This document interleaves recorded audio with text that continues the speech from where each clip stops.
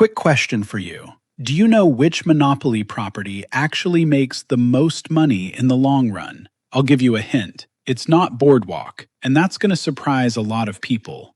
Everybody assumes the most expensive property is the best one to own, but that is honestly one of the biggest myths in Monopoly. And in the next few minutes, I'm going to show you exactly why the cheaper orange and red properties can actually out-earn the fancy dark blue ones. This is episode 2 of our full Monopoly series. We're covering houses, hotels, monopolies, and the real math behind building wealth on the board. If you haven't seen episode 1 yet, where I cover the basic rules, go watch that first because everything today builds right on top of it. Let's get into it. So last episode, we covered the basics: roll dice, move, buy stuff, collect rent, don't sweat jail.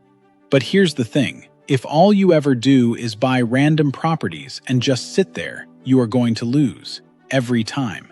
Owning one property here and one property there is basically just fine. It's not going to make you rich. The real game, the actual strategy, starts the moment you get a monopoly, which just means owning every single property of one color group, like all 3 oranges or all 4 railroads. Here's why that matters so much. When you own a full color group, the rent you charge automatically jumps up, usually doubles, even before you build anything. And once you have a full set, you unlock the ability to build houses, which is where the real money starts rolling in. A single house on a property can make the rent triple, quadruple, sometimes way more than that. So the whole game, really, is a race to complete color groups and then build on them as fast as possible. Now, let's bust the myth I mentioned.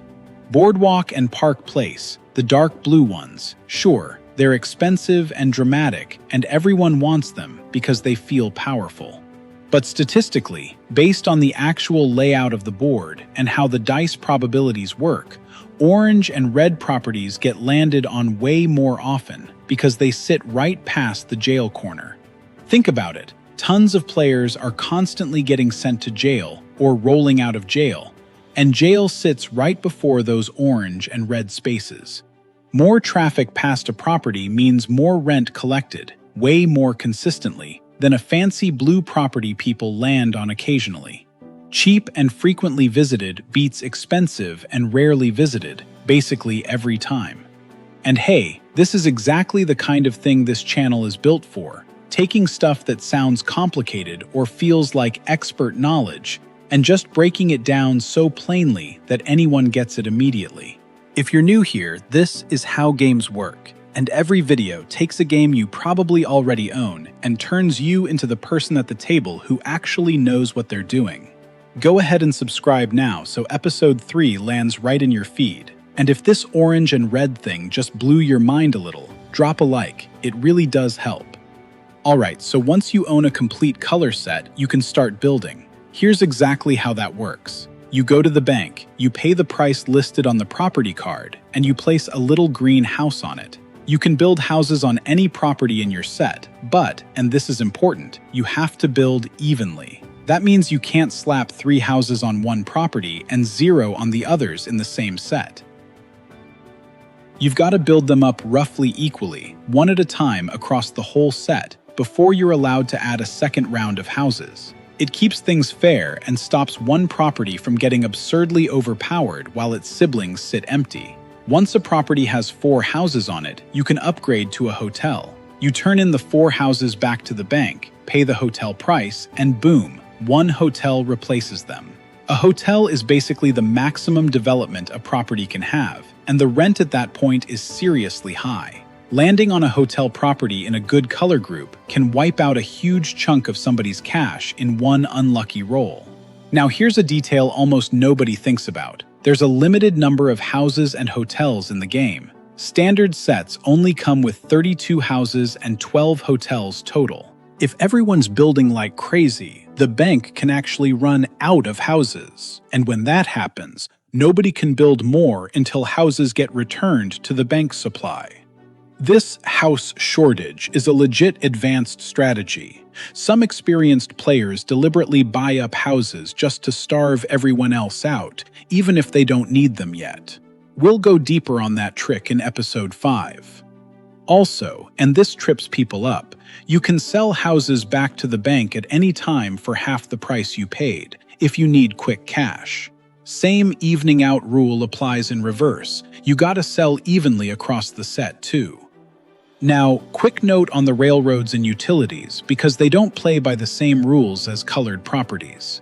Railroads, there's 4 of them around the board, don't get houses or hotels at all. Instead, the rent just scales based on how many railroads you own. Own 1, small rent. Own all 4, the rent is honestly pretty solid, flat amount every time, no building required. Utilities, that's electric company and waterworks, work totally differently. Instead of a flat rent, whoever lands there pays based on what they rolled on the dice, multiplied by 4 if you own 1 utility, or 10 times the dice roll if you own both. It's a gamble every time. Sometimes it's basically nothing, sometimes it stings.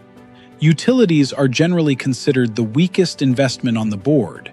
Most experienced players actually avoid buying them at full price unless it's basically free or blocking an opponent. So here's your episode 2 takeaway. The goal isn't just buy stuff, it's complete a color group as fast as possible, then build evenly and aggressively.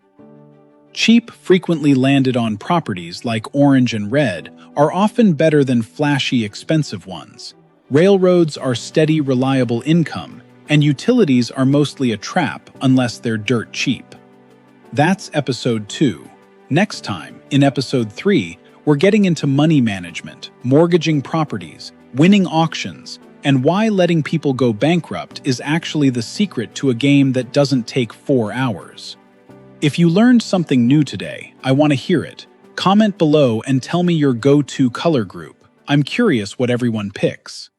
Like this video, subscribe if you haven't yet, and share it with your Monopoly group chat before your next game night. See you in episode 3.